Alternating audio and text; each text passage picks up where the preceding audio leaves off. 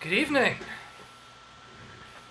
It is a dark and stormy night here at Hoff Manor, maybe where you guys are as well.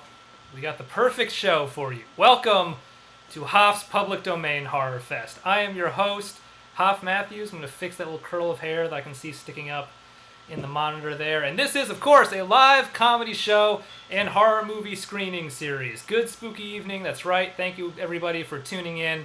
What we do here is we show a horror movie and we break it up with live comedy host segments like what you're seeing right now. Now, we used to do this physically live in Brooklyn, but of course venues had to stop doing events due to COVID-19, and I left New York and came here to my ancestral estate of Hoff Manor to ride out the pandemic here. And we're doing the show again, but we're doing it online, and because we're doing it online, we're showing exclusively older, classic, public domain horror movies so that we don't get our stream or our videos taken down due to copyright violations. And our film tonight is The Amazing Mr. X from 1948, directed by Bernard Voorhouse. This is about a widow who becomes involved with a mysterious psychic medium, and intrigue ensues. I'll be honest with you guys, this is more of a sort of supernatural film noir mystery than a horror movie per se, but it does have, I think, enough spooky stuff to satisfy all you horror fans out there. And I think it's very well made. It was shot by John Alton, the cinematographer who you film buffs out there might know, wrote the book Painting with Light, which he literally wrote the book on cinematography, you might say. And I think you'll see from this film tonight that he does, in fact, know what he's talking about when it comes to making movies look good. So, ready to enjoy his work. Yes, that's right. The rent in Brooklyn is quite frightening indeed. So, because tonight's movie is about a psychic, I'm actually going to do something somewhat special to start things off. I don't know if any show has ever done this before. I'm going to perform a live psychic reading on a volunteer from our stream chat. Okay, so if you're in the stream chat right now and you want to have me read your aura on the show right now, please speak up. I will say, ideally, this would be someone I don't know. I know I have a lot of close friends and family members watching the show.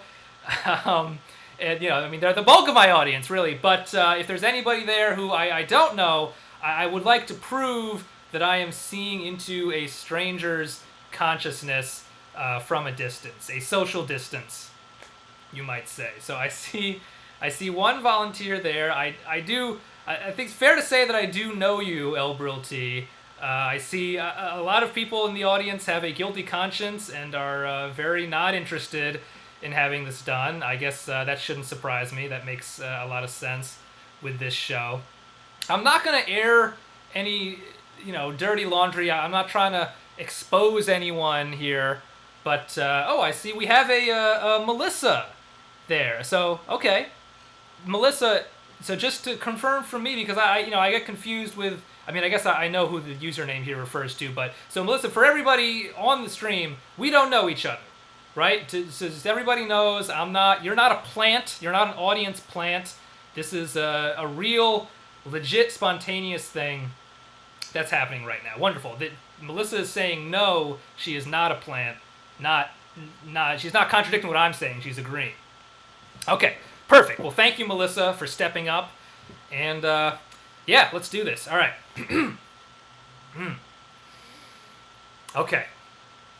Melissa, I'm reaching out my consciousness to connect with yours. I'm connecting with you on the astral plane, and let's see. All right, I'm getting a sense. I'm looking at your personality now and get to know you a little bit.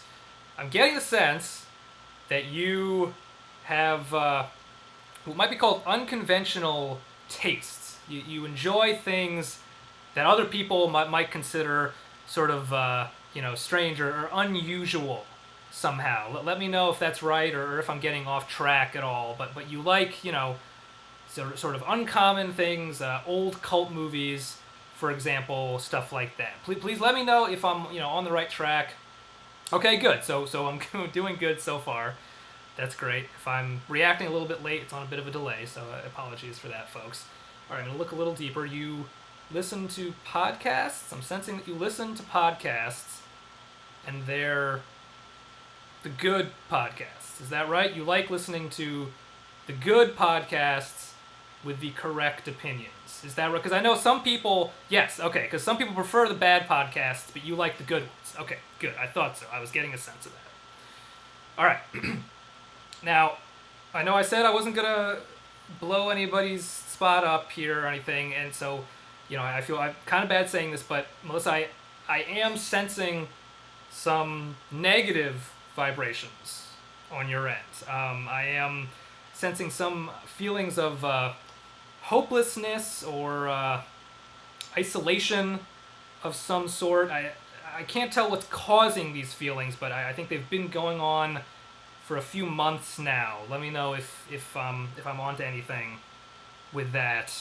I'm also sensing an absence in your life. There's someone you lost, someone important within the last few years. There's a name coming to me. David Bowie? Does the name David Bowie mean anything to you, Melissa? Just let me know, because I don't know. I think I'm connecting with David right now, actually. I'm in contact with David, and I think he has a message that he wants me to deliver to you. If you want to receive it, Melissa, if you're ready to hear this, he has something. I'm trying to make it out. I think David's saying that he's proud of you. I think he says he's proud of you. He says you've really made the grade. I don't know. He seems to think that's going to mean something to you somehow. But yeah, that was it. So all right, I'm disconnecting from David now, and I'm gonna look into your future, Melissa. I'm gonna try to see what lies ahead for you, if you're ready to hear that. All right, so I'm looking into your future. I'm looking down the road of time, and what I'm seeing is happiness. I'm feeling a lot of positive vibes for you, Melissa. I know this is a tough time for everyone, but I'm seeing that you're going to be finding fulfillment and meaning in your life as long as you keep watching this show and following me and the show on social media, and letting your friends know and recommending the show to everybody. As long as you do that. If you don't follow that path, I don't know. The future gets much murkier. It's hard to discern. But as long as you stay on that course, things are going to be really good. Yeah. So, all right. That's pretty much what I'm seeing. Melissa, let me know if you have any questions for me. Yeah, D. Silvers. David was speaking in a very particular voice. I didn't feel qualified to try to imitate it. It would seem disrespectful, but it did seem very distinctive, whoever he was. All right. Great. Okay. Well, then no questions. So that's perfect. I'm going to disconnect. I'm going to release from this psychic plane that I was on. And that was intense for me. I hope that was enlightening for you guys, and especially for Melissa. I'm feeling pretty drained right now, so I think I'm ready to get the movie started, if you guys are ready. So we're going to get into this. I will tell you, as always, me and my co-producers did make some alterations in the film here and there. We added a few little comedic Easter eggs. Not that many. Most of what you see will just be the Amazing Mr. X, just straight. But you can keep your eye out for some of that stuff in there. So I'll be back on in about 15 minutes or so. But for now, everybody, please enjoy Act 1 of The Amazing Mr. X.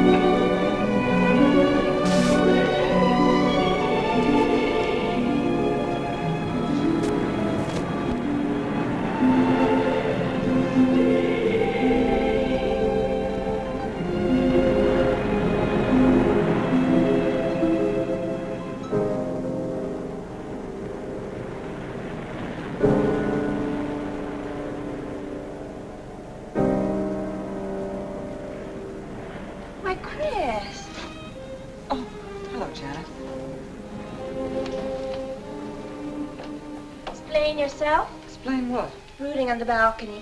Just isn't being done this season. I wasn't brooding. Lying to one's sisters out this season, too. Strangest thing happened. I thought I heard a man's voice out over the ocean, calling my name. Next time he calls, ask him if he has a friend for me. I'm serious. How can you be serious? It was the wind, or those foghorns. Perhaps. But it sounded like Paul. It's been 2 years now, Christine. I know. But for a moment, out over the ocean, I felt very close to him again.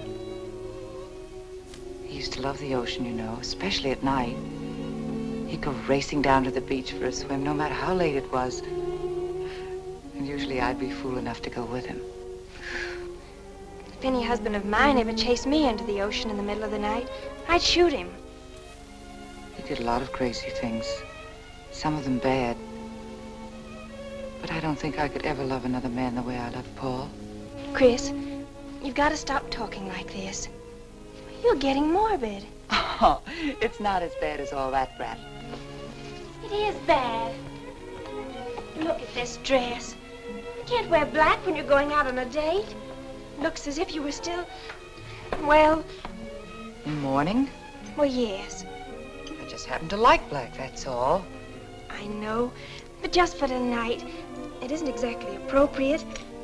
And Chris, don't wear your wedding ring tonight either. Why not? It might make it awkward for Martin. Oh, is Martin going to propose again tonight? Well, he might.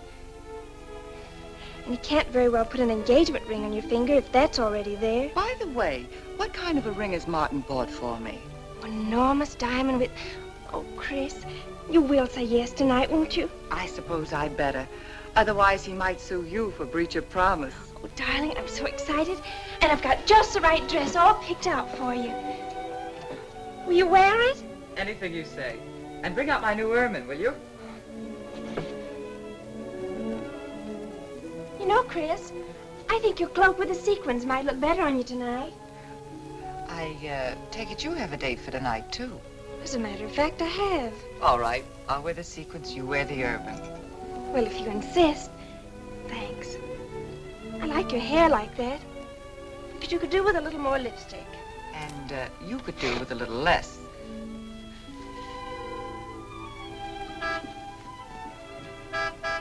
Do you suppose it's Martin? You know Martin would never honk a horn at a lady. It's probably your young man. By the way, which young man is it tonight? It's...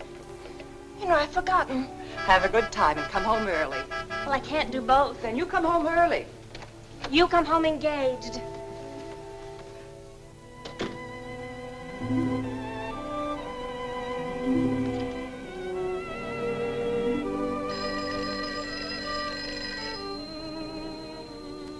Mrs. Faber's residence? Yes, sir. Mrs. Faber.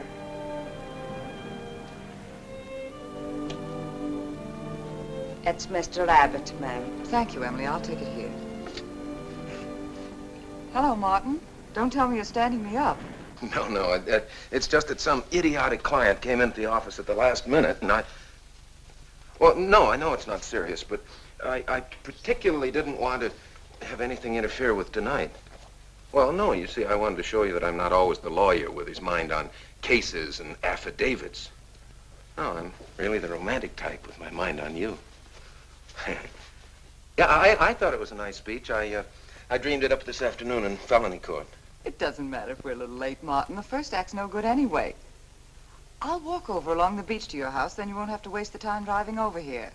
Oh, I wouldn't do that. But I want to walk over, Martin. I'll enjoy it. Oh, of course it's safe. Now stop talking like an old maid. Goodbye. It is dark down there, ma'am. And you, Emily, stop talking like Martin Abbott. Lock the patio door after me, will you? Good night.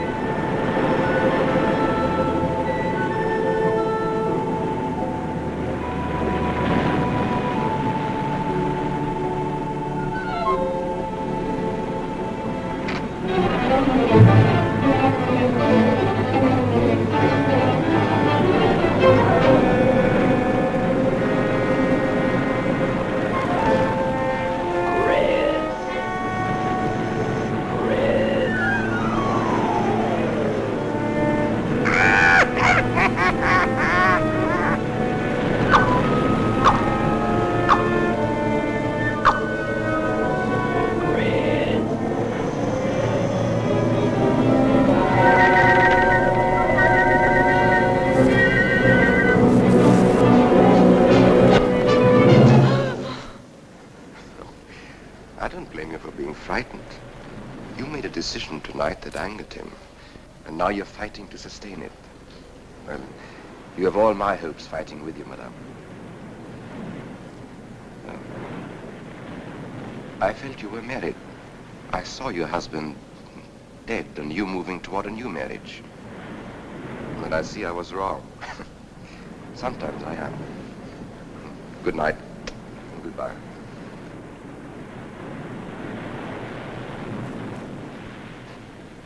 Wait. You weren't mistaken. My husband died 2 years ago. I felt I could not be wrong. I saw him dead and his car in flames. Oh, I'm sorry. I don't understand how you know all this. I suppose people do talk. Do you live around here? No, I wish I did live on the ocean. Here is my name of where I live. Alexis. Psychic consultant. Oh. I see you place me in the same category with fortune tellers, snake charmers, and magicians. Oh, well, many people do. But you must know who I am. How else would you know all these things? Perhaps because we are very much alike. You and I. Free spirits, both of us. Like my friend here. We like the night and the mist of the ocean. The wind whispers to us and the sand feels cool under our feet. We're not like, oh, I have his name now, like Martin. There's nothing wrong with Martin. Of course not.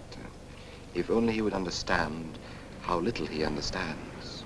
Well, Martin is very logical. Yes, that's why you should marry him.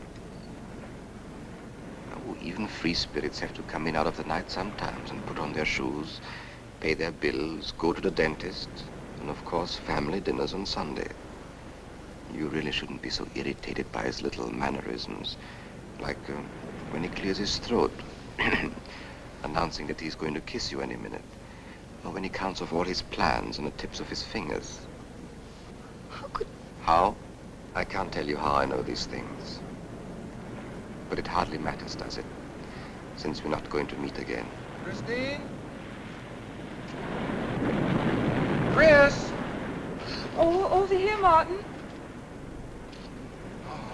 Hi. Hello.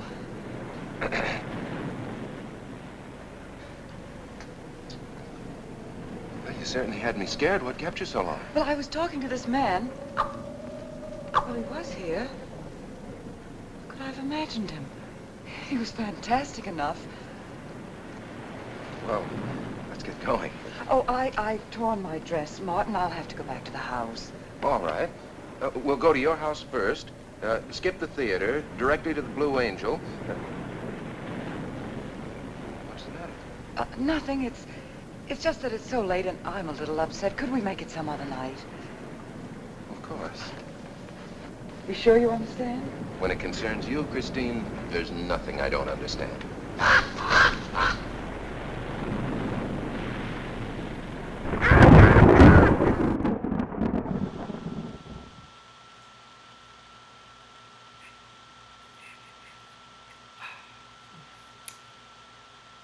Welcome back. As you can see, the character of Alexis in this movie has inspired me to become a pipe and mustache guy. And I do feel very worldly and sophisticated.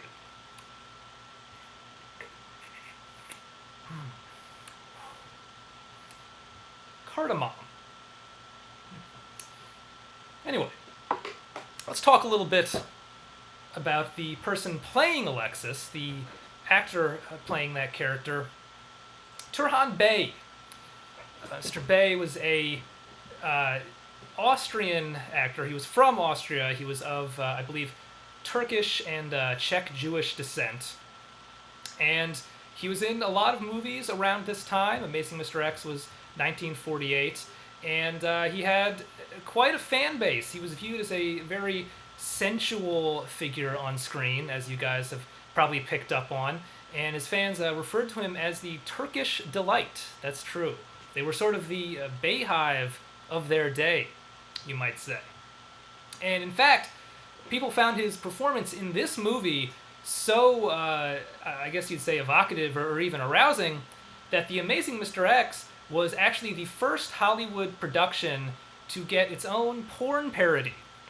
When it was successful, a smaller production company rushed out a ripoff of it called, of course, The Amazing Mr. Triple X, which was about a medium who can read not just women's minds, but also their libidos. Yeah, this was considered a very explicit, graphic movie for its time. A lot of the actors in The Amazing Mr. Triple X showed their ankles on screen, and they do actually show Mr. Triple X sleeping in the same bed with his wife. So a very controversial production for the 1940s. But anyway, in terms of Turhan Bey, you guys might be thinking, oh wow, this guy, he seems like a colorful, interesting old Hollywood figure. I never heard of him before. I wonder what horrible tragedy ended his career and or life. But actually nothing. He went back to Austria in the 1950s and just retired from Hollywood for 40 years before returning in the 90s to act in TV shows like Murder, She Wrote, there he is in the middle, and Babylon 5. And as you can see, he stayed a mustache guy up to the very end being his death in 2012 at age 90. So things kind of worked out for Mr. Bey, it seems. A sadder note about this film is the director, Bernard Voorhouse. Let me see if I can pull up a picture of him right now. He was actually, not too long after this movie, blacklisted by the House Un-American Activities Committee. And he made a few more movies after this, but his career, I believe, ended in basically the early 50s. Let's see. There he is. Mr. Voorhouse there.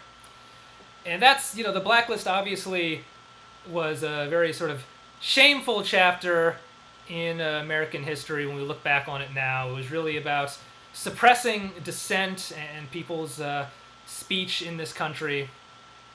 But there are a lot of different ways to do that. One way is a blacklist, and another, you might say, is sending federal military troops into cities to squash everyday citizens' right to protest in the streets. One might say that is sort of a problem when that happens. So on this show, we actually would like to try to use what we're doing for something positive here. So tonight, we're going to be raising money for a GoFundMe for the protesters in Portland. This is a Portland bail fund.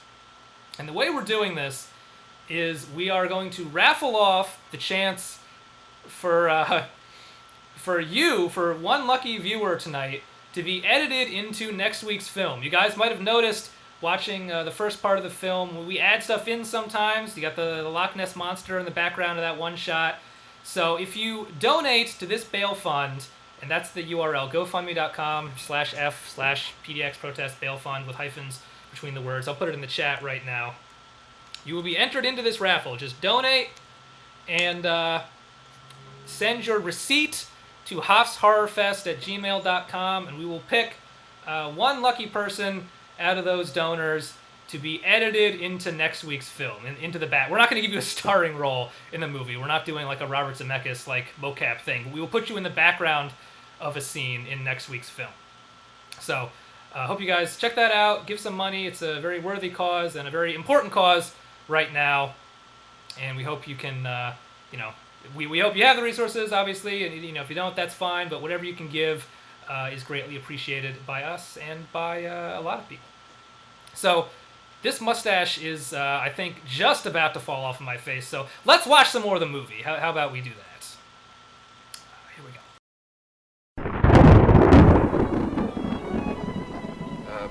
Here, you better take this off my hands or I'll have to wear it to the office tomorrow. Fix yourself a drink. I've got to change this torn dress. Right.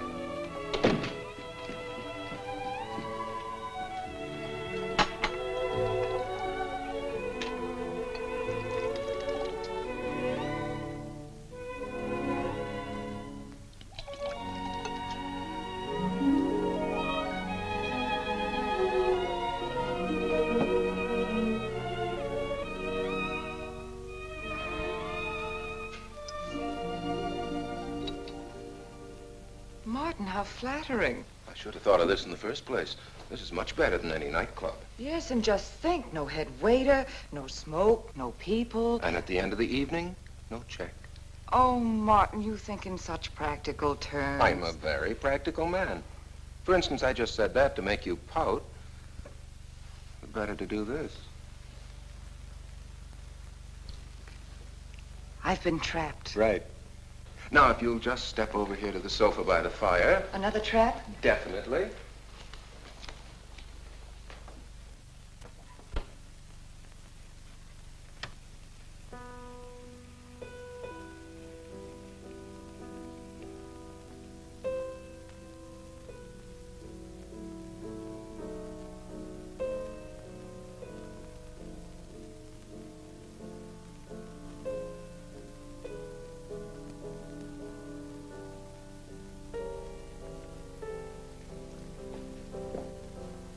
Darling, what's the matter? That music.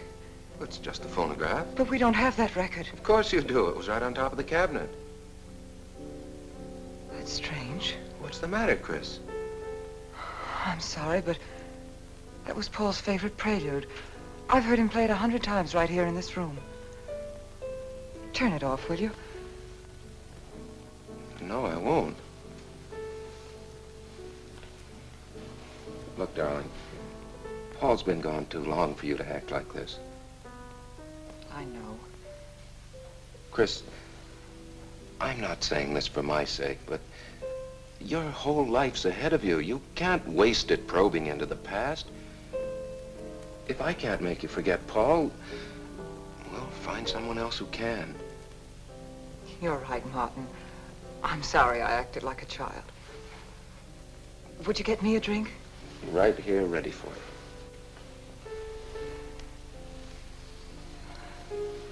So you think I should go find somebody new? Only if it's absolutely necessary. But I've been so out of touch with people lately, especially men. What do you expect me to do, bring some around? Well, that would be very nice of you.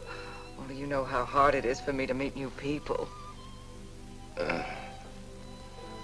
Well, I can see I'll just have to propose to you. Oh, Martin, I talked you into it. You sure did. And very fortunately for you, I just happened to have an engagement ring on me.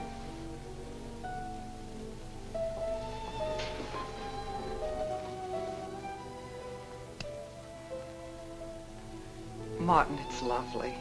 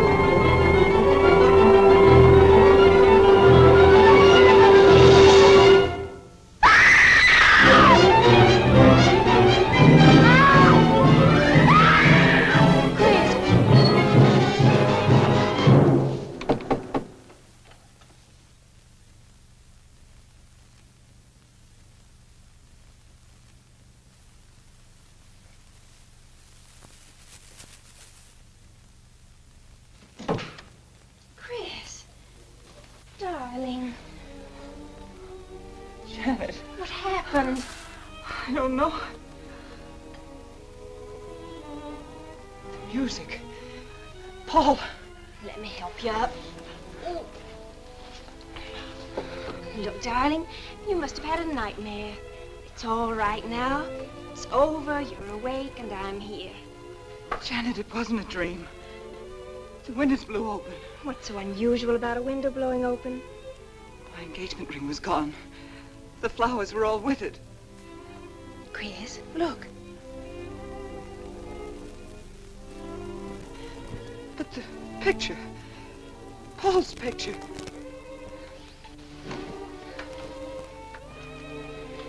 You see? Just a bad dream. I was awake. My wedding gown there in the closet. It came toward me. I swear it did. It's just your bathrobe. You probably pulled the door open like this, and it flung out like that. And my wedding dress isn't there? How could it be, Chris? It's been locked in the trunk room for years. It wasn't a nightmare, I tell you. I saw those things. I think it was Paul, and he doesn't want me to marry. I've got some feeling that it's not loyal to Paul if you marry again. It's on your conscience and it makes you dream. Why don't you talk it over with an analyst? He wouldn't understand. He'd think I was losing my mind. Nobody would understand. Except perhaps Alexis. Alexis? Just somebody I once met. Come on. Get to bed. It's after 3. You haven't got time for any more dreams tonight. Janet, while you're up, would you get me a glass of water?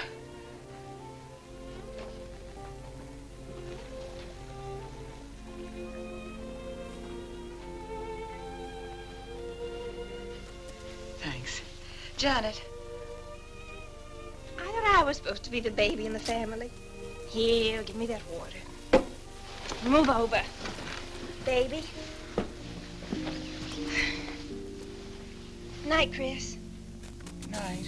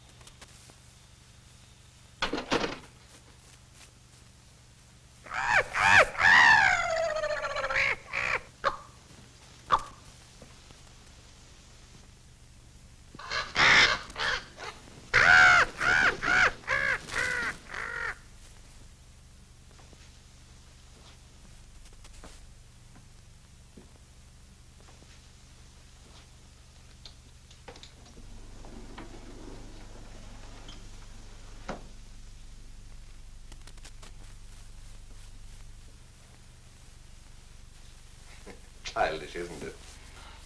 I think the ocean and the fog were more effective. I agree. But in my work, I deal with many different kinds of minds. Generally speaking, I think you could say that 3 types of people come here to see me. The first, a fairly large group, come here to scoff. And sometimes a few of them remain to pray. The second have childlike, credulous minds. They long to believe. They're tired and sad and need comfort. And all this helps them. It creates an atmosphere, you see, a mood like music.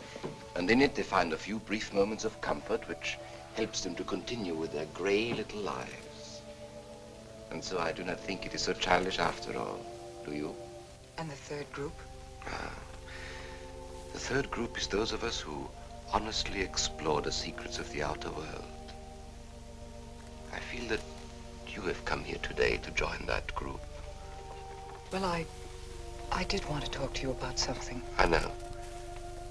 He was close to you last night. And he's close to you now. But wait.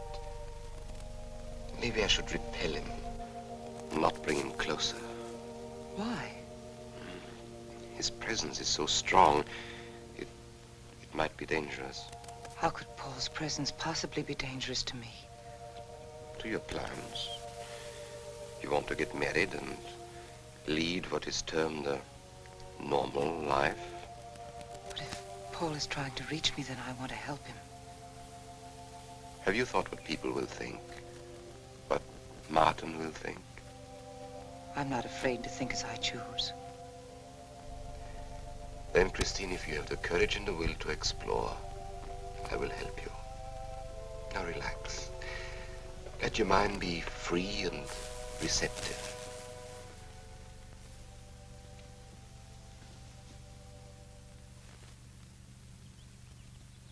Janet, you do have a tendency to dramatize, and... Stop treating me like a child. I tell you, she's been going to see him for weeks, and...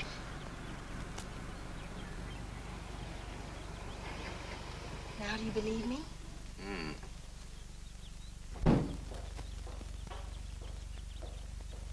She's been reading psychic books, too. And talking about Paul as if he were still alive. It gives me the creeps. Let's go. Now what are we gonna do? We're gonna get a detective, see what he can find out about this spook chaser. For 20 years, I've been operating among these phony mediums as a private detective. And I've yet to find one concrete bit of evidence of communication with the dead. But my sister's absolutely convinced. He's told her things he couldn't know, unless he were psychic. He's probably gone to a lot of trouble to investigate her past. They're thorough and clever. What I can't understand is Christine falling for such drivel. You'd be amazed at the people who do. No, thanks. Now, there's a millionaire right in this town. Wouldn't buy a bag of popcorn without consulting his medium.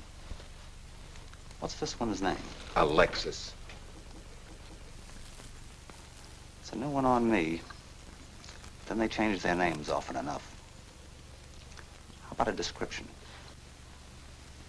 There's a picture of him in this pamphlet he wrote.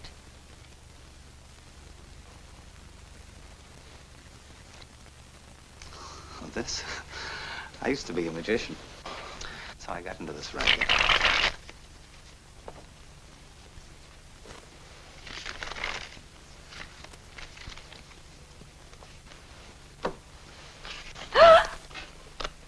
I know all their tricks.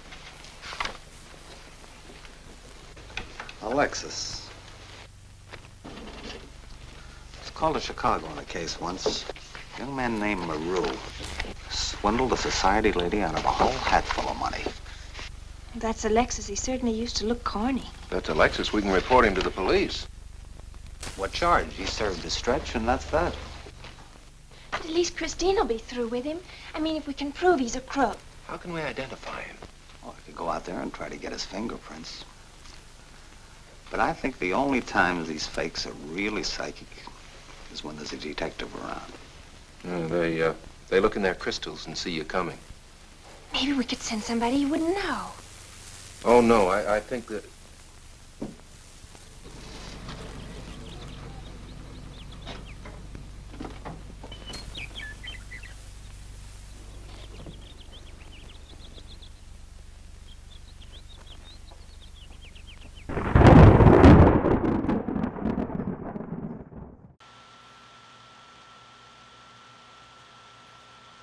Hello. Hope you guys are enjoying the film so far.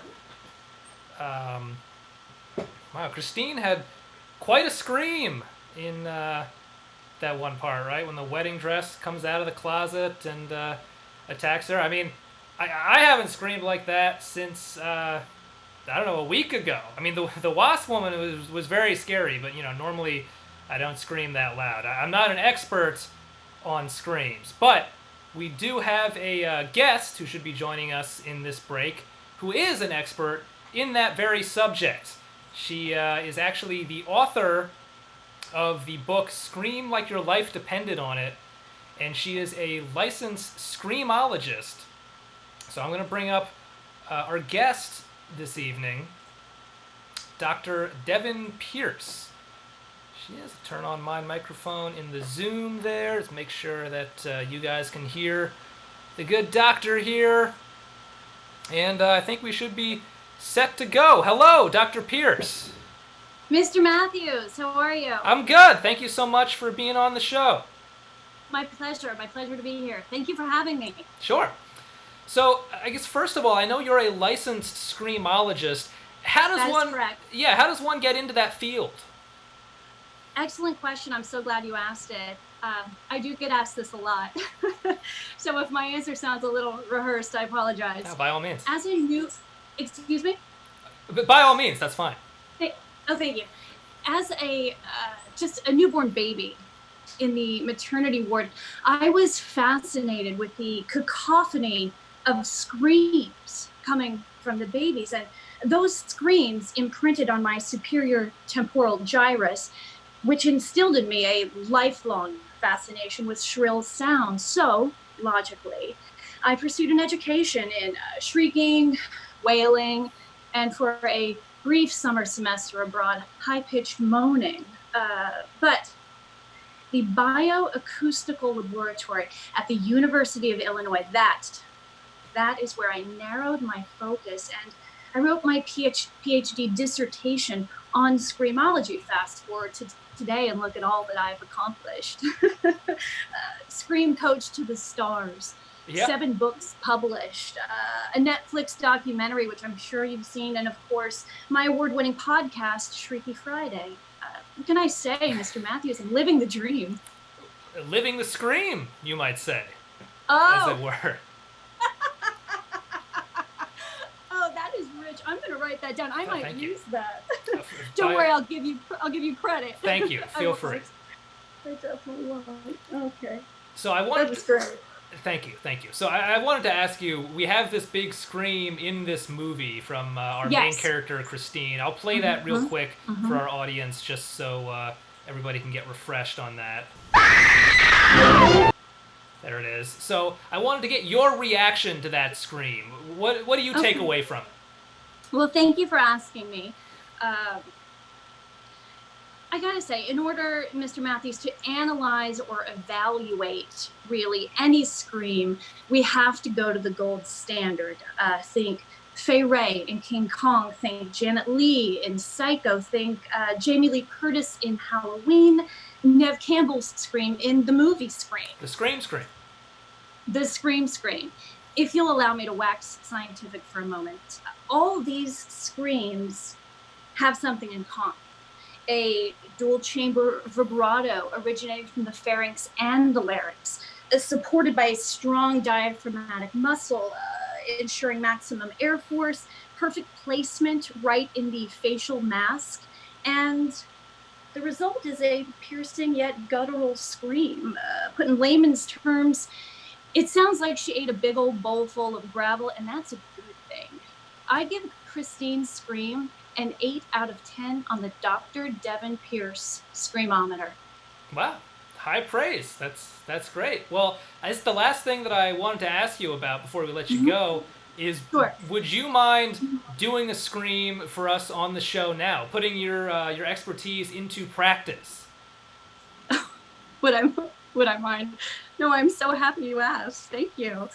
You know, they say those who can't do teach. Well, buckle up, Buttercup.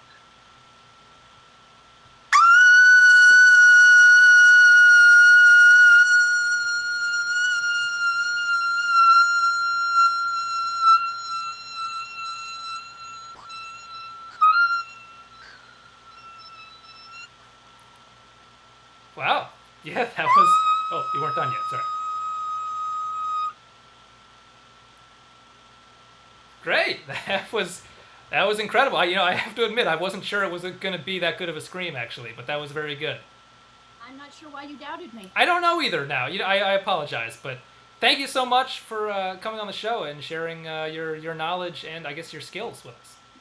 thank you for having me. And I just quickly want to plug my new audiobook, Live Screaming, Screaming in the Age of the Internet, out next week. I hope you get as much out of it as I put into it. Yeah, it sounds like something I should read, definitely. Dr. Pierce, thank you so much. Thank you, Mr. Matthews. All right. I could totally scream like that if I wanted to, but I don't want to. So let's watch some more of the film.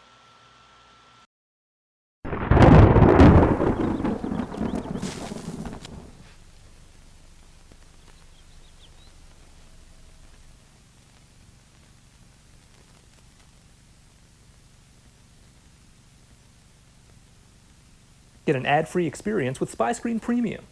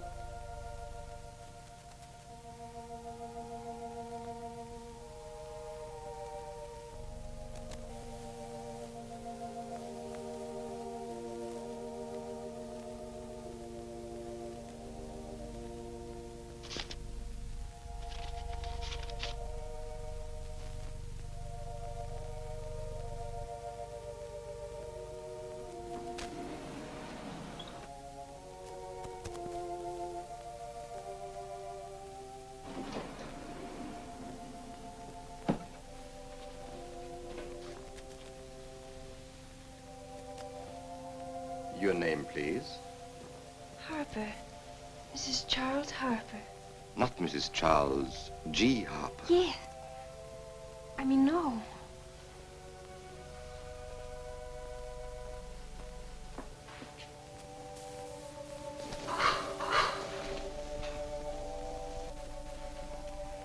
Now concentrate, and soon your thoughts will merge with mine.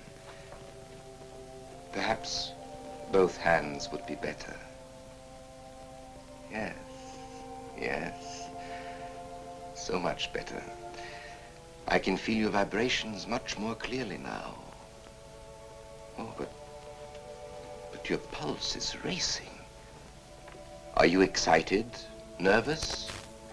No. Oh, but of course, this problem is troubling you. The question you wrote comes to me, but faintly, almost as though it were false. Oh, but another question comes through with all the power and strength of love and truth. You are concerned about someone you love, a woman, your sister. Is it your sister? Yes. Older than you, but still you have a maternal, protective feeling about her. In many ways, you are more mature than she. Golly, I'm glad somebody finally realized that. Of course, you didn't always feel that way. Once you were jealous of her. You envied her popularity in her pretty clothes, and you used to try them on when she went out. And they suited you because there is an air of maturity and sophistication about you. In many ways, especially intellectually, You are much older than the many young men who admire you. You know, I'd noticed that. Does this feel uncomfortable to you? I think I'll have a cigarette. Mrs. Harper?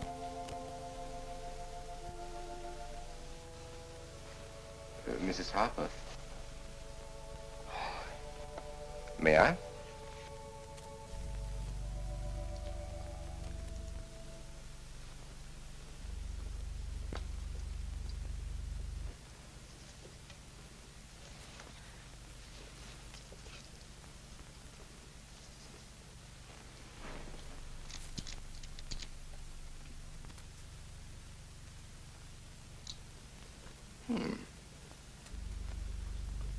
What an attractive case.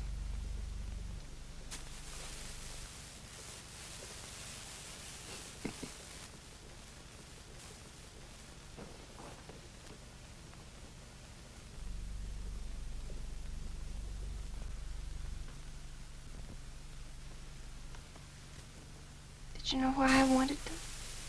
No. Nor do I need to. It is enough for me to know that you wanted them.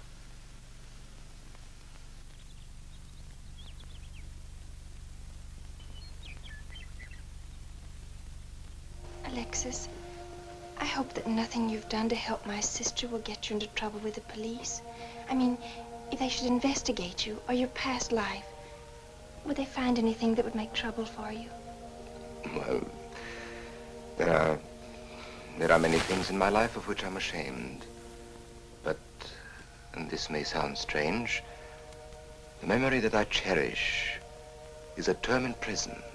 Oh, there are many brave men who were imprisoned in their fight for science and truth, and I'm proud to be one of them. I think you may be able to understand this. No, but anyway, do with this as you think best. I trust you.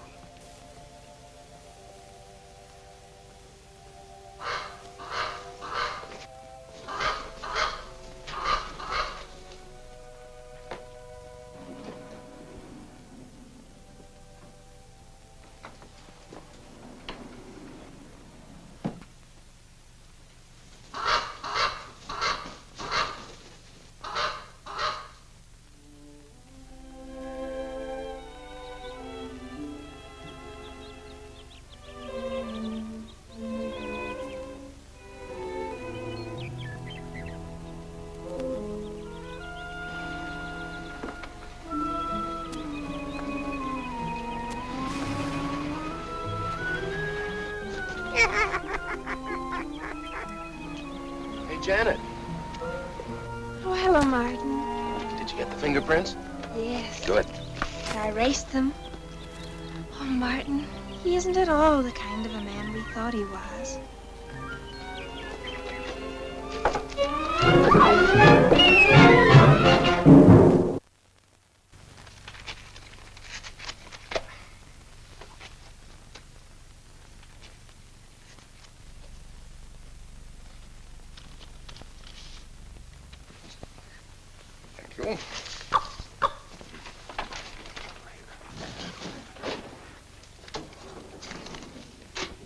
Oh, hello, dear. Did you get the day off? What time to? Yeah, Mrs. Faber. No, Mrs. Faber. I'm getting sick of it. And how is our client? She's hooked good. Good, she is. Huh? And does she feel that her beloved husband is close to her? Surprised she hasn't asked me to lay an extra place at the dinner table. Here's a photograph of her parents. It was in the trunk where I found the wedding dress. Oh, that would be very useful. When are you going to put the bite on it? Oh, Vivian, you put things so crudely. I imagine that very soon Mrs. Faber is going to press money on me to continue my psychic research. Good. I'm getting sick of this Swedish accent. I need a new role. No, I have a new assignment for you. Straight from the obituary column. A lonely millionaire who...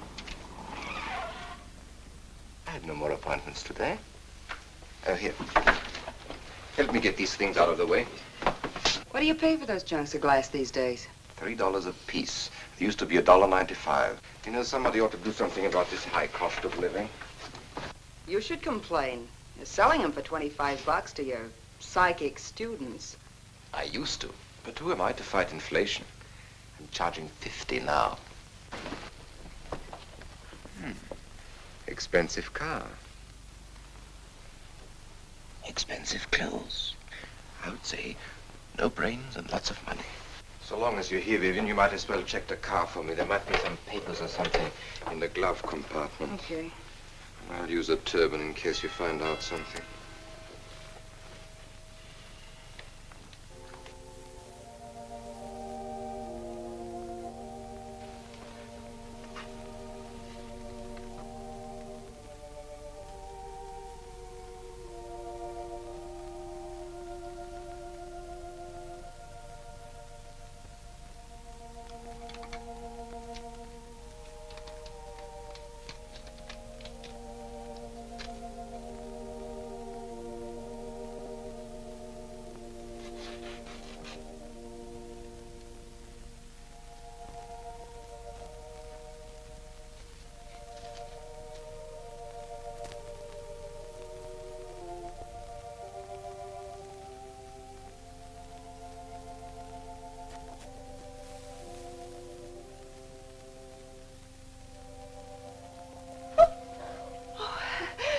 This is such a pleasure. I mean, I've heard...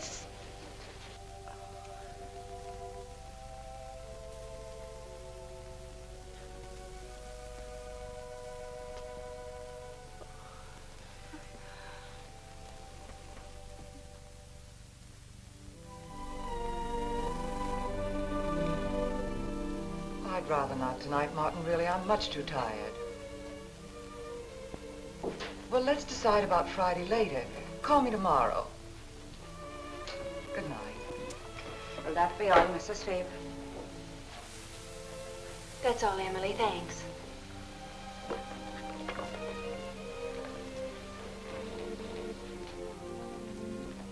Chris, let you and I spend the evening together.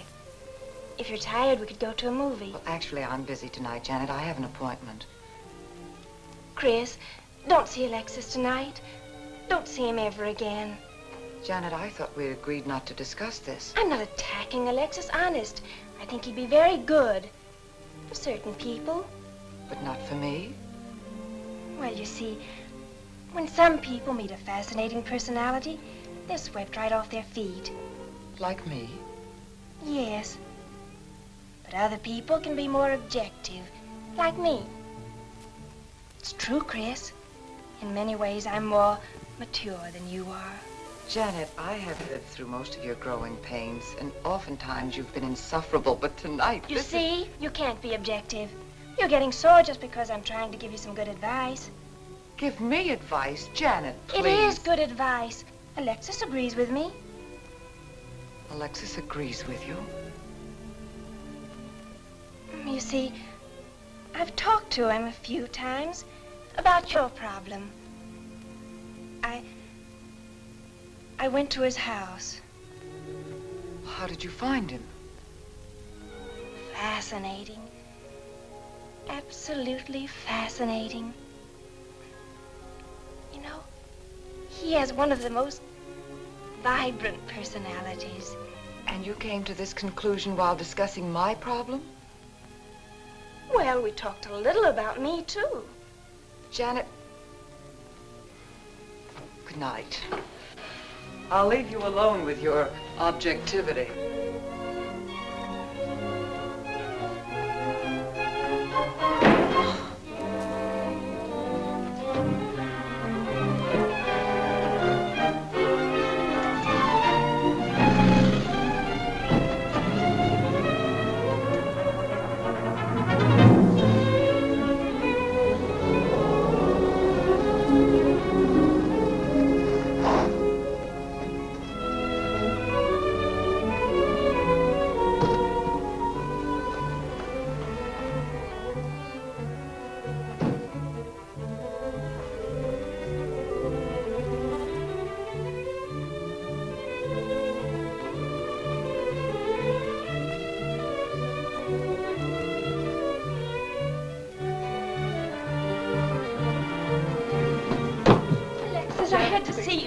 don't pay any attention to her. I feel a disturbance. If we are to reach the outer world tonight, we must leave behind us all thoughts that are hostile and on a low emotional level. All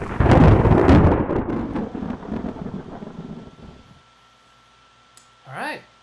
Well, it looks like Alexis's real talent is that he misdirects people. Huh? Did you think of that before I said it? Is that even what the title means? I don't know, but it's interesting. All right, so a lot of the movies we've shown in this series have been remade at one time or another, but this is, I think, the only one which was actually remade as a Lifetime Movie of the Week. Apparently they thought something about the scammer psychic premise was, I don't know, it fit with their aesthetic or would be appealing to their audience or something. And this Lifetime adaptation is very rare, very hard to get a hold of. If you guys look it up, it might even seem like it doesn't actually exist, but we managed to get a copy of it, and we have a clip that we're going to show you right now. So I'm going to pull that up. Just give me a second here.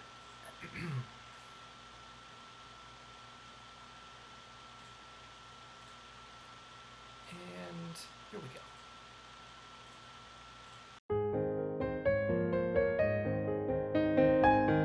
Christine Faber had it all. A house, a career, and the husband to boot.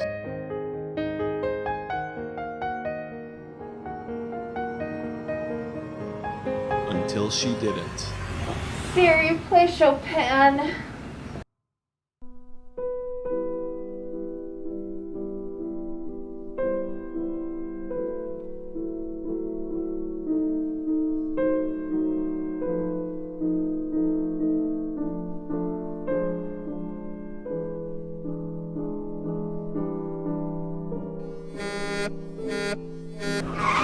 I love you, Hal.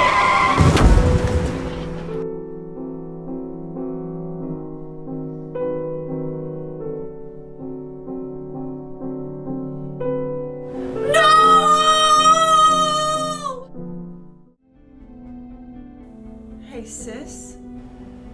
Go away, Janet. I'm so sad.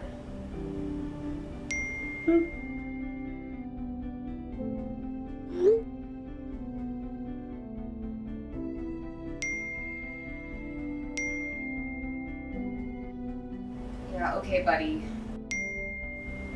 Holy shit.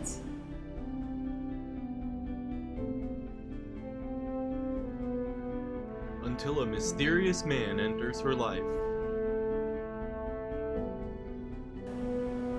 I love spaghetti. This guy's incredible. This guy's probably a scammer, sis.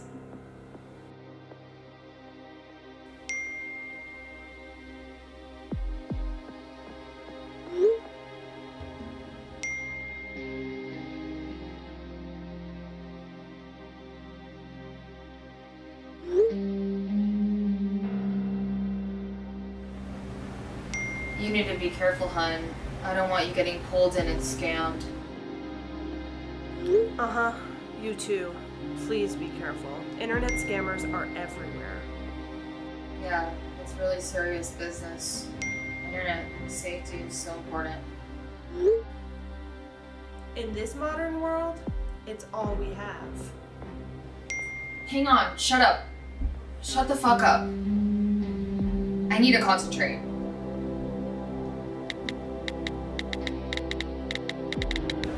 Sorry, I always forget the last digits of my social. I have the same thing.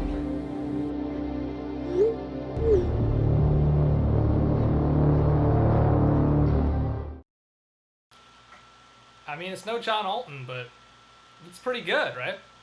Let's see some more of the film. Well, Janet, this is your first seance. There must be some skepticism in your mind. Oh, no. Perhaps only in your subconscious mind, but nevertheless we shall proceed under test conditions. If you will be good enough to hold this key for me. And Christine, will you tie my wrists together securely? Oh, there's no need to do that, Alexis. I have every faith in you. Oh, but I insist, for my own sake. Here, Chris, you take the key. I'll tie his wrist. All right, Janet. Start with the right one. Tie one knot in the center. Tightly. That's good. Now tie my hands behind my back. Very tightly. Thank you.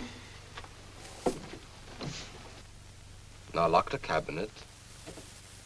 So do you know that I cannot possibly move from this chair?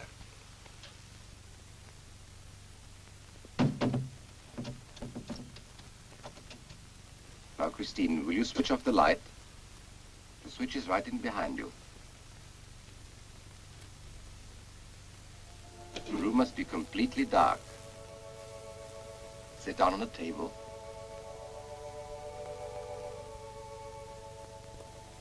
And clasp your hands together tightly, with a key between your palms.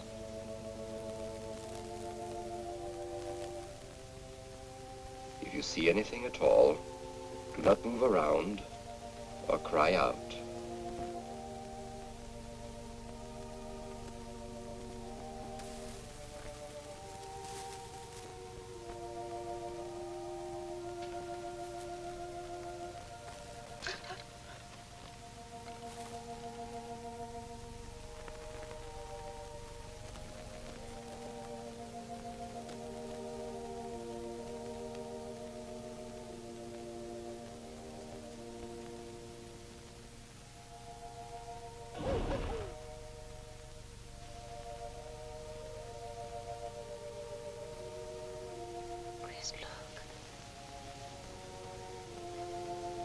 Remembering very well, isn't that?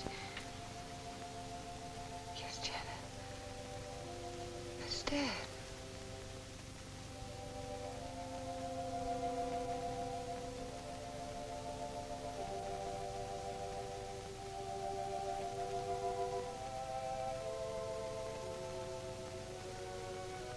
Do you feel it, Janet?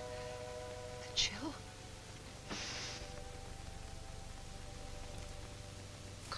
Breeze, like ice.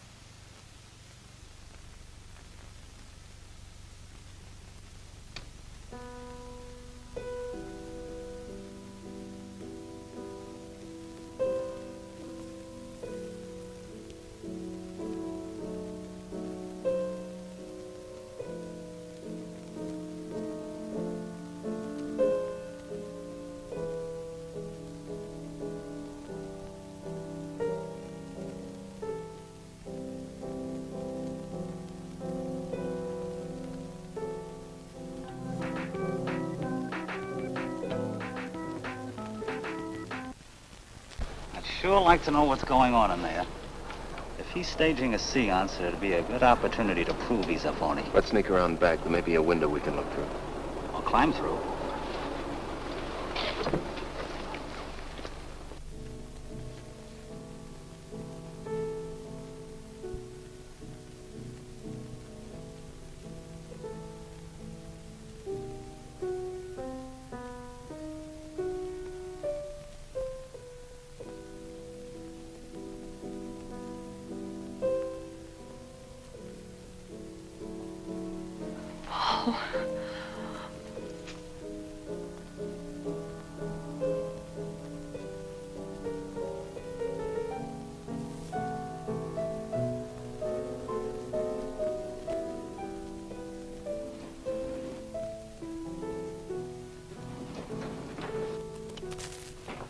What are you doing? Showing you what a phony this man is. Where's the key? If you think he's still in here...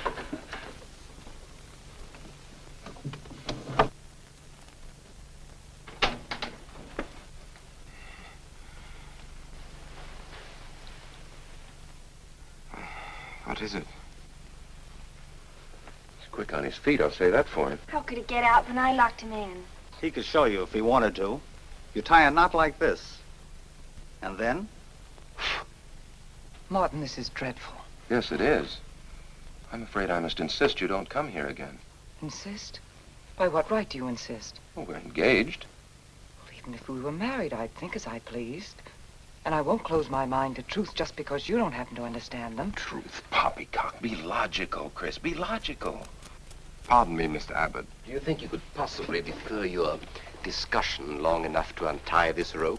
Oh, I'm sorry, Alexis. I'll do it. I happen to understand more about these things than you do. Do you realize that man has a criminal record? Alexis told us he was once in prison, if that's what you mean. Sometimes a prison record is something to be proud of. I'm terribly sorry about this interruption, Alexis. I saw him. I saw Paul. We will bring him back. Even if you could bring him back, she'd be better off if he stayed where he is, dead. She never meant anything to him but money. Martin. He'd been married and divorced before, each time with cash settlements. If he'd lived, he'd have made you miserable and ended up where he belongs, in jail. I never thought you'd attack a dead man with lies he can't answer. Yes, it's in the records. When Martin disappeared, did you or did you not ask me to investigate? Yes. Well, in the course of my snooping, I found a second Mrs. Faber, divorced in Las Vegas just 6 months before he married you. I think he went over there to see her. I never could find her, though, and Paul was dead, so... Seems very strange that if it were true, you didn't find it necessary to tell Mrs. Faber. Yes, I suppose it is strange. And very silly to try and protect the girl you love. She only runs as fast as she can to another phony like you. Come on, Hoffman, let's get out of here. Going so soon? I'd hope we might stay around a while. You should stay. You'd soon learn what amazing powers Alexis has. I'm always willing to learn. Perhaps you'd like to resume the seance. Yes. Under real test conditions. And have you report me for conducting a seance? I should say not. He probably could report you now. But if you'll sit down here at this table, and while we all hold hands like real good friends, if you can make any of your spirits walk or talk, I think Mr. Hoffman will let it ride this time. It's ridiculous. Show them, Alexis. Yes, Alexis. Do. I'm afraid under such hostile circumstances, any contact with the spirit world would be practically impossible. Yeah. I've heard that patter routine before. I know it's easier when you can run around the room in the dark. Who doesn't run around in the dark? Go on, Alexis. Let them see for themselves what you can do. Okay, let's go.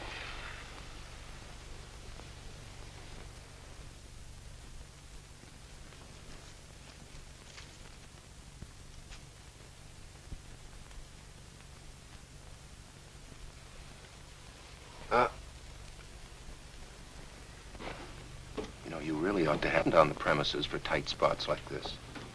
We checked, you see, to make sure you hadn't. Shh, you talk so loud. You mean we'll frighten the ghosts?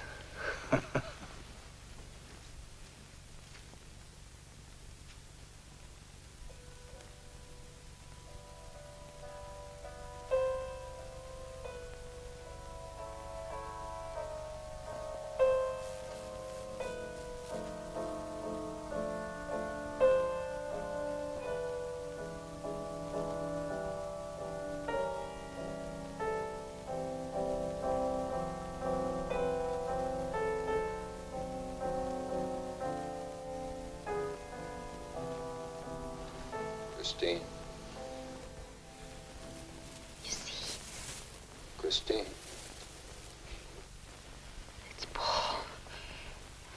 It's his voice. I didn't mean to frighten you ever. But I had to get through to you somehow. I've always loved you. You know that. Yes, Paul.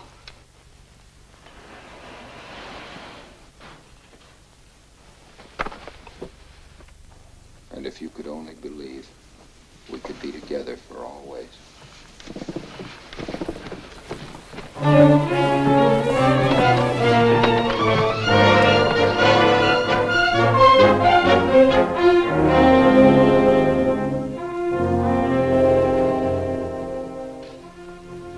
Wasn't anybody out there. 20 years, never anything like this.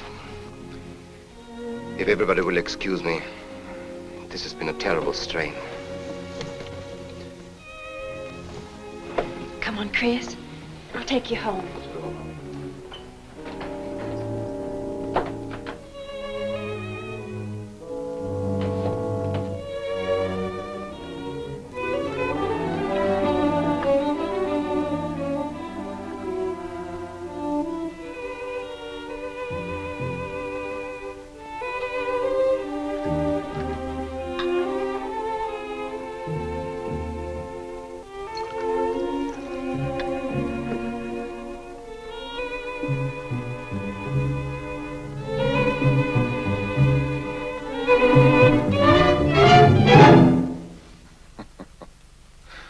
you so startled about? You're used to raising the dead, aren't you? Although I guess with me it was a little easier, because I'm only legally dead. You know, I've been watching you ever since my widow started coming to you, Alexis. I find your methods quite amusing.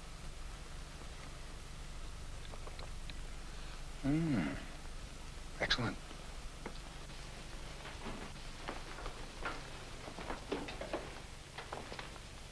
How do you get out of that rope thing? Manipulation. But how did the you... cabinet?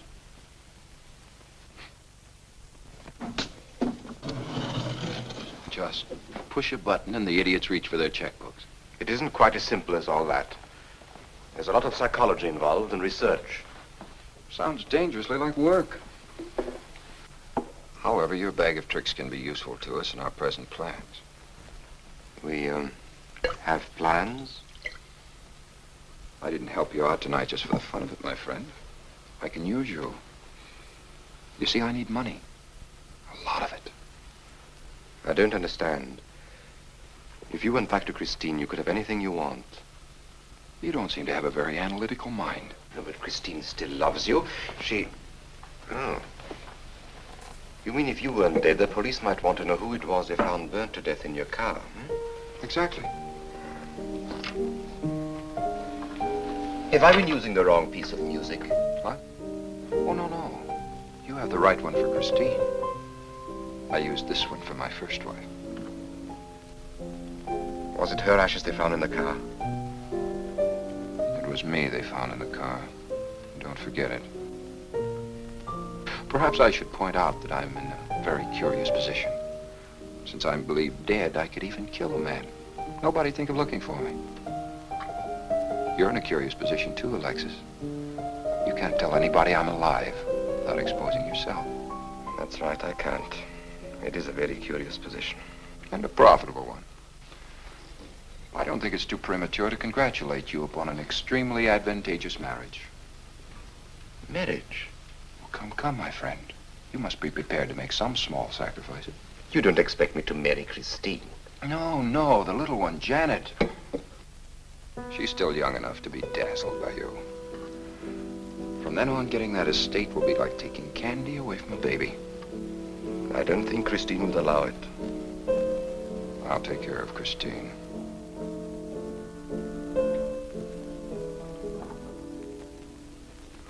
I'm a little rusty on this one.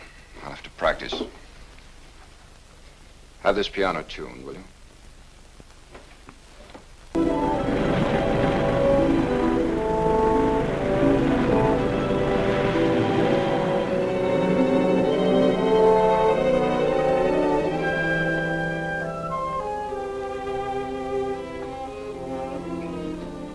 Thank you, Emily. Oh, no, ma'am, not for you.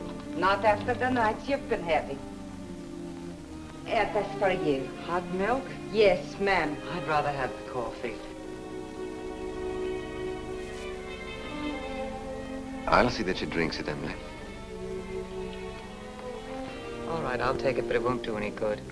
You should really try and get more sleep, Christine. But I just can't.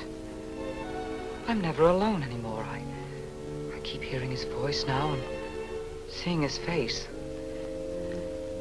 It should comfort me, I suppose, but it's been frightening. Drink your milk while it's hot. It'll help. Alexis, do you suppose we've made a mistake? That first day when I came to your house, you said it might be better to repel Paul's spirit instead of bringing it closer. Perhaps you were right. Perhaps I was right. Then would it be better to try to break the contact now and not go... It's too late. At this stage, I could never break the contact. We'll have to finish what we started. If it would only bring me rest. Well, let's begin the seance now. I think that before we start, you should relax. And I should be more familiar with the surroundings. It is very difficult for me in a strange house. Perhaps if I walked around the outside for a while... I'll show you. We can even go to the ocean. Go ahead, Janet. I'm feeling rather tired.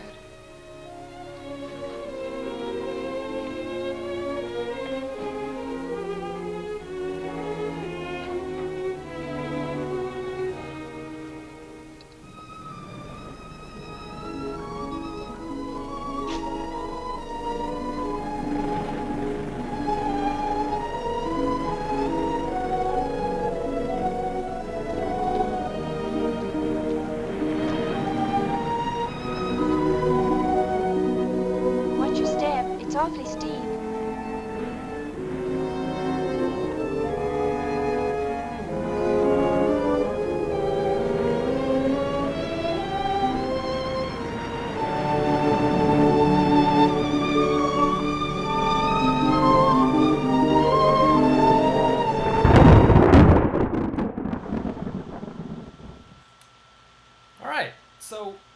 Talked about some of the history surrounding this movie, you know, Bernard Borhaus and John Alton and Turhan Bey and the amazing Mr. Triple X and all that. But one thing we haven't touched on yet about this movie's place in pop cultural history is that a lot of people theorize that it was actually the inspiration for the X-Men graphic novel series and film franchise.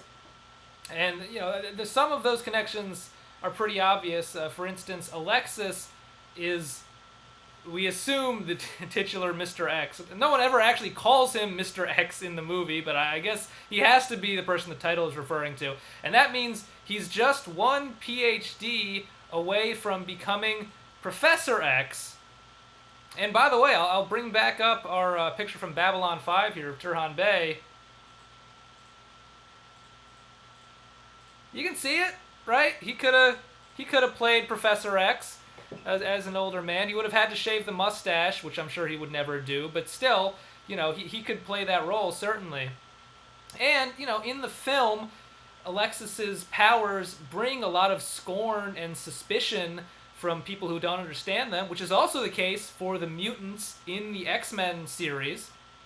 But what really drives home this connection is that there are actually like characters in the X-Men universe who seem like analogs for all the other characters in the Amazing Mr. X as well. It's not just Alexis is the thing. For example, the character of Janet is very similar to the X-Men character Googly Eyes, who has the power to make her eyes expand into an enormous size when she's overwhelmed with emotions of fear and love and such. And also, there's the character Paul in The Amazing Mr. X, who, I mean, it's hard not to think that he might have been the inspiration for the X-Men mutant Deadbeats, who can absorb women's affections and their money through the hypnotic music that he plays with his prehensile mustache. There's also, of course, Martin in the film, who seems like a match for the X-Men character Eager Beaver, whose overwhelming desire to please everyone around him allows him to blend into the background of any scene he appears in. He also has giant front teeth and a tail, as you can see. Eager Beaver does, not Martin. But they're still very similar. And then, of course, you have the sort of main character of the film, Christine, who can't get over, you know, her grief and her mourning for her late husband. Very reminiscent of the X-Men character Dr. Dottie, the time-traveling mad scientist whose ability to go back into the past often prevents her from moving forward into the future.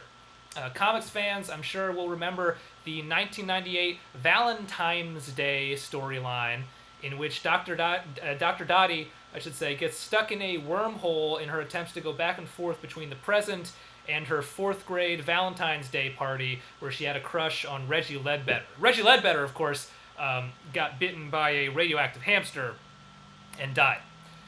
So, you know, I'm not trying to build a lawsuit case or anything. You know, anyone can just look at the evidence here and you can draw your own conclusions, but seems like there's a lot of parallels between these two works. So, something to consider. But we are drawing close to the end of this film, and you guys know what that means. It's time for the Horror Host Highlight Reel.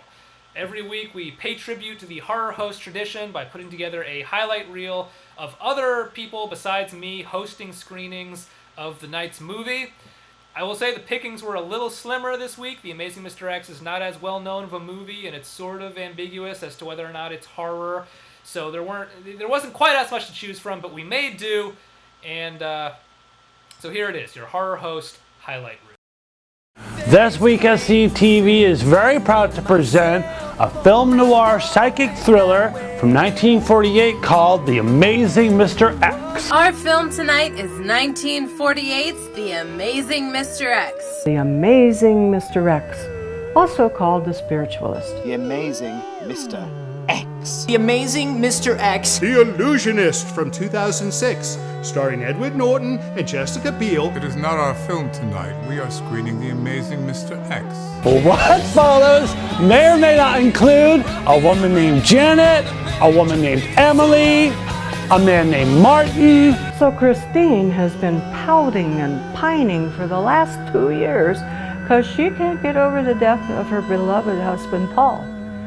Get over it, Chris. What if you weren't really, really rich? Then you'd have to work for a living like the rest of us. You know, my husband is still amongst the living, and I don't have that many well-lit, creepy pictures of him in our house. Hashtag gift ideas? Spirits, ghostly apparitions, more spirits, more ghosts, double crossing. Just a bird, not an omen. And what on earth does all of eternity have to do with it? Stay tuned to find out. Stay tuned indeed. Please enjoy the conclusion of The Amazing Mr. X.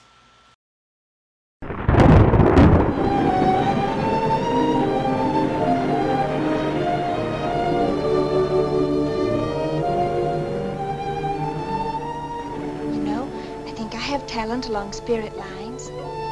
You do? Yes, I've been reading and studying. I think maybe I'm mediumistic. You know that seance we had at your house when Paul appeared? Yeah. Was that Paul's first visitation? Alexis. Oh, yes, it was. You see, maybe it's because I was there, all tuned in and sensitive. Well, it could be. Did you ever see a better spirit manifestation? No, darling. That was an all-time record.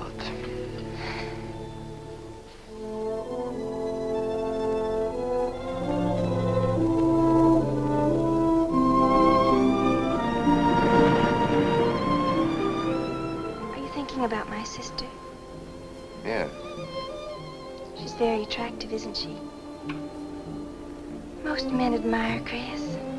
But Christine will always belong to Paul. I suppose that's true. I wish you wouldn't be so unhappy.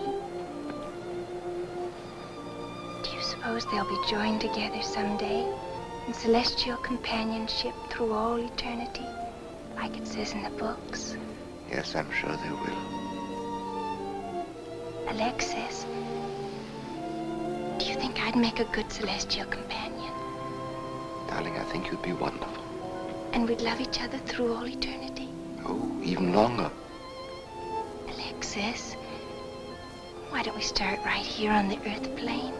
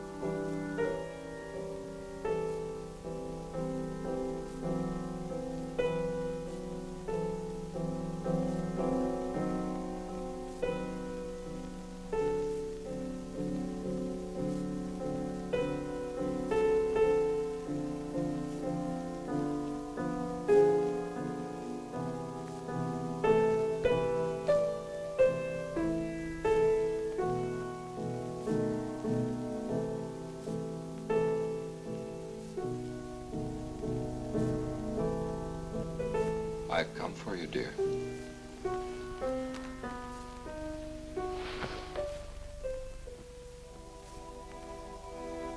Hurry, Chris. Paul, wait. I'm frightened. There's nothing to be afraid of.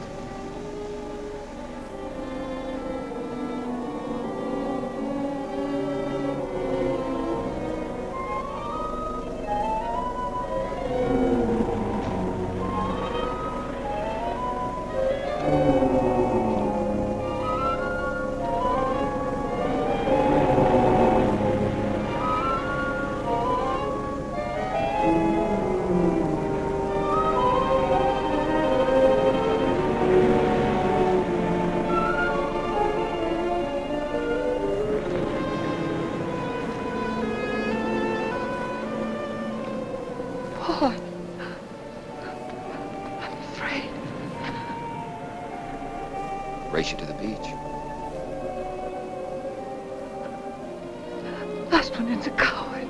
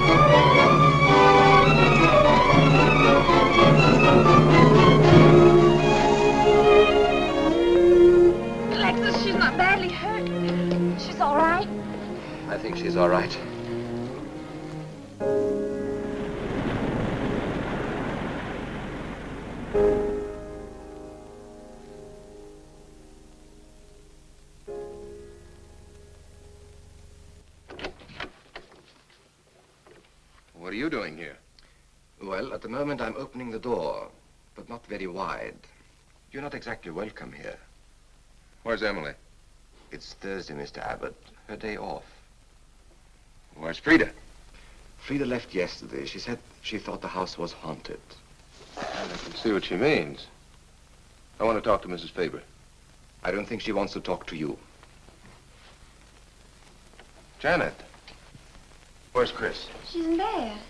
She's making herself ill with this morbid nonsense. Oh, it isn't that. Chris had a fall last night on the cliff. She might have killed herself if Alexis hadn't caught her. What was she doing on the cliff? Well, she thought she heard Paul calling. Janet. We'll always be together, Chris. Together, always. This Paul. You'll always be mine, Chris.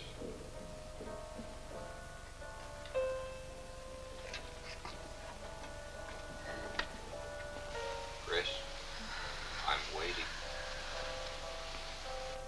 Hello.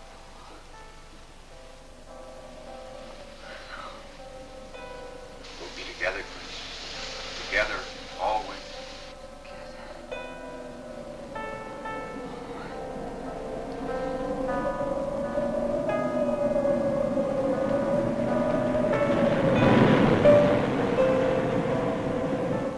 What'd the doctor say? Chris wouldn't have a doctor. You've got to be logical about this. But she's not badly hurt. She's just bruised and shaken. In the first place, she's in a state of hysteria. In the second place, she shouldn't be in this house. Everything in it reminds her of Paul. And finally, she shouldn't be left alone for 1 second. There's no telling what she might do. But I'm with her all the time. I haven't left her.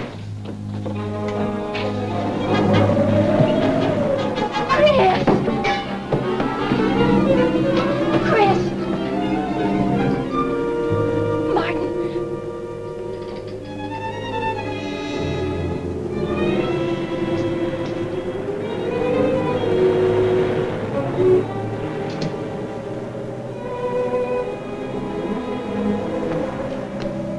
Chris. Martin. Chris, are you all right? Yes, of course. What's in that bottle? It's just aspirin. I've got a headache. Chris, it's dangerous for you to stay here. You need rest and care, perhaps in a hospital. You're trying to separate us. I won't go to a hospital. I won't leave this house. Only until you're better, Chris. No. You're trying to drive him away again. Now get out. Get out.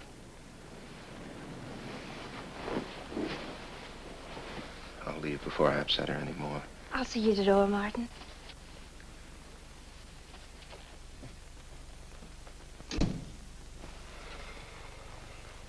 They've left the room. Then you can resume the treatment? If you hadn't tried to play the hero last night, all this wouldn't be necessary. I had to save Janet, didn't I? You're not falling in love with her, are you? Look, if I'm going to marry into this estate, there's got to be somebody for me to marry. Just by way of making conversation, that wife of mine in Las Vegas, the one who tried to back out on me and wanted her cash settlement back, I settled with her, but not for cash. Now, if you should back out on me, I wouldn't hesitate to settle with you either, Alexis, I know, because you're in such a curious position.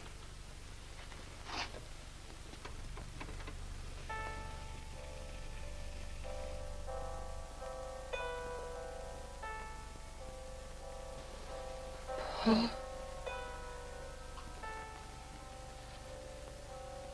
Paul. Paul, you're back. How long, Chris? How long must I wait?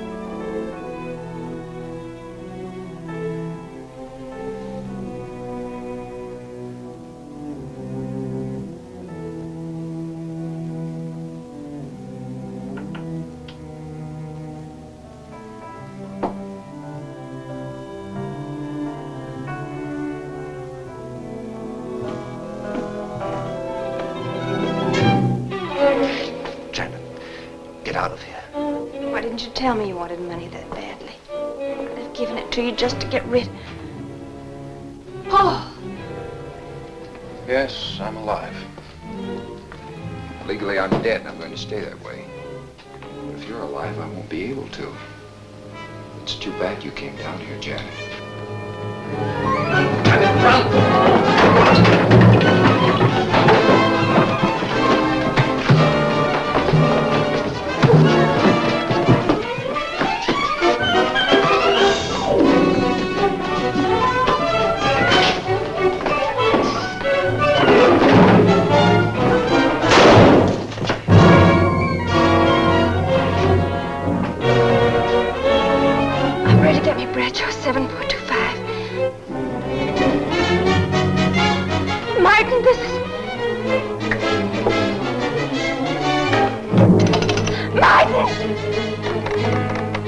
Operator.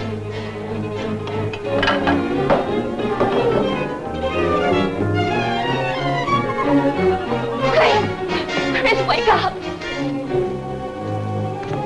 Can't explain. Quick, we'll take the back stairs.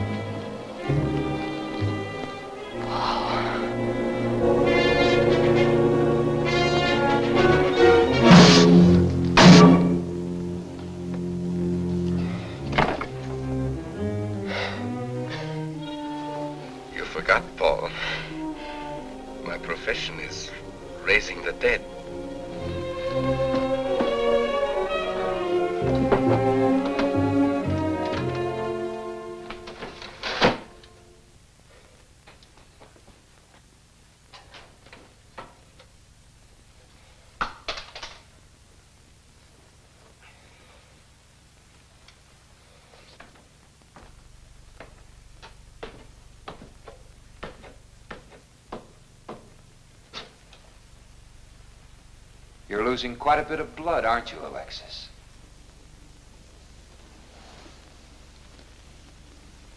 Spirits don't need any blood.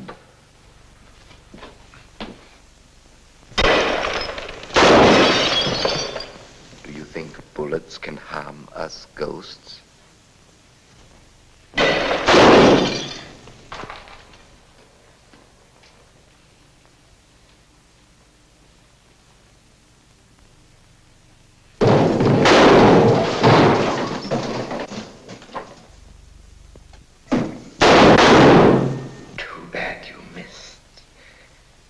those were your last 2 shots. The police are here, my friend. Your gun is empty. But at least you have been privileged to witness my best performance. You made one little mistake. I started with 7 shells. I have 1 in the chamber.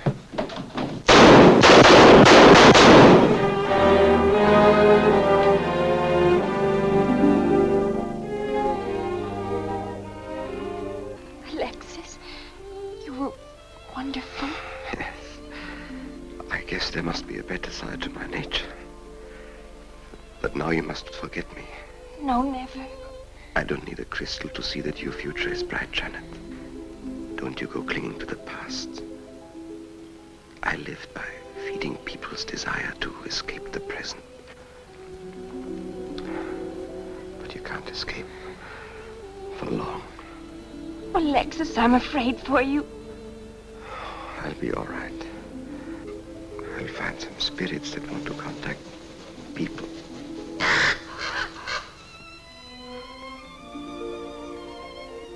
Open the window, Janet, please.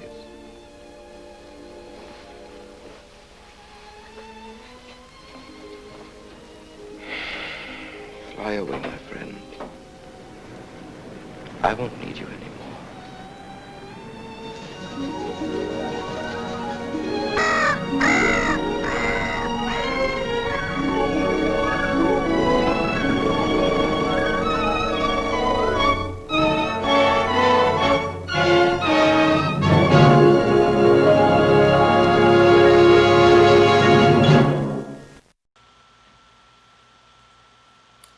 There you go, The Amazing Mr. X. It is weird that Bernard Borhaus got blacklisted, because this is like the only movie we've shown that I don't see some communist messaging in. I mean, The Devil Bat was much more left-wing than this, right? But anyway, I hope you guys enjoyed the film and the show. Thank you all for tuning in. We will be back next week on July 29th at 9 p.m. Eastern Standard Time with Night Tide from 1961, starring Dennis Hopper as a man who falls in love with a woman with a deadly secret. It's eerie, strange, macabre. These are all qualities we like in a movie. So I hope you guys come back for that. I've been your host, Hoff Matthews. My co-producers on this show are Andrei Alupului, George Gordon, and Marybess Pritchett. Thank you to Nevada Caldwell, who's on the show as Dr. Devin Pierce. And Glennis, LaRoe, and Natalie Correa were in the Lifetime clip. Again, thank you guys all for tuning in and watching the show. And have a good night.